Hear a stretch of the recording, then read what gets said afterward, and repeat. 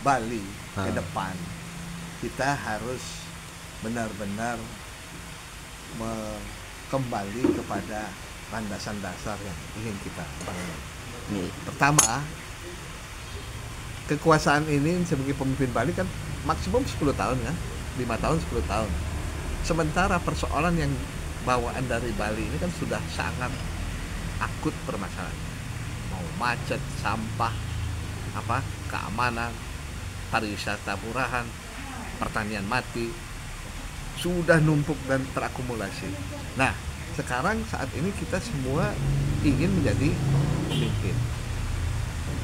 Dan yang tidak kalah pentingnya, Bali ini sangat tergantung sumber dananya dari pariwisata. Ya, begitu pariwisata ada masalah, habis lagi.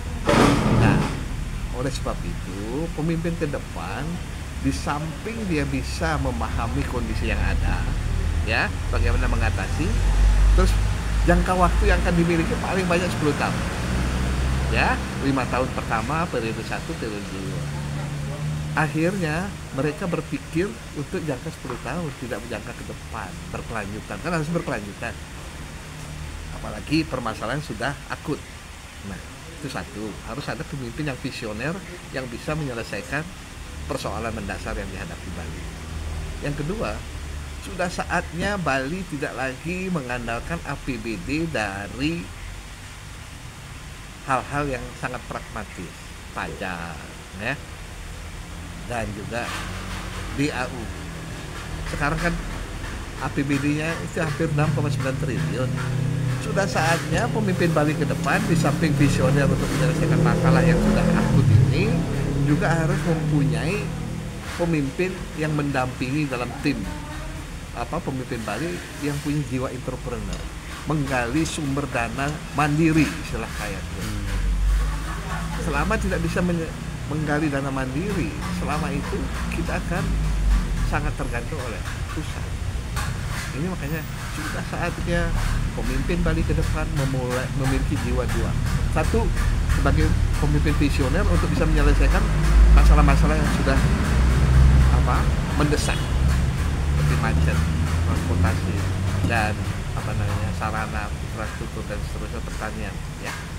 Yang kedua, dia harus figur yang mempunyai kemampuan atau jiwa entrepreneur untuk menghasilkan sumber dana mandiri. Saya beri contoh, investasi masuk Bali itu sudah saatnya dikelola atau dikuasai atau dipunyai kewenangan dari pemimpin Bali, Pemprov lah. Jangan Jakarta mengatur. Investasi masuk Bali kan diatur semua Jakarta. Nah, ini sudah saatnya kita, itu sumber dana bagus. Apalagi sekarang mau ada office penempatan dana-dana luar negeri seperti di Cayman Island atau itu sudah saatnya investasi yang masuk Bali dikembalikan, dikelola oleh dan menjadi kewenangan dari Pemprov Bali atau pemerintah kabupaten, terserah. Itu ada lokal dengan koordinasi dari Pemprov. Yang kedua, tidak usah lagi kita memungut dana-dana tambahan untuk pariwisata. Cukup perjuangkan itu visa on arrival itu yang $35 itu. Jangan pusat yang ambil, kita yang mengelola visa on arrival, termasuk filter untuk menyeleksi tamu-tamu yang benar-benar berkualitas. Ini dana masuk itu bisa besar, itu tidak kecil. Saya hitung kalau 7 juta itu bisa dapat 5-6 triliun setahun. Udah mencukupi untuk APBD, ya. Tidak lagi minta DAU dari pusat. Ya. Yang ketiga, semua investor yang mau buka hotel, investasi di Bali, dananya harus ditaruh di local bank di Bali, tidak di Singapura uangnya. Kalau ditaruh di bank di Bali, dananya itu bisa untuk UMKM, bisa untuk diseluruhkan, kan banyak sumber dana murah gitu. Kalau ini bisa ditangani sebagai sumber dana mandiri bagi Pemprov Bali, paling tidak 20-30 triliun setahun kita dapat.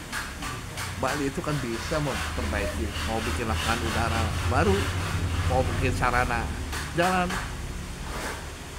tidak lagi tergantung dari pusat.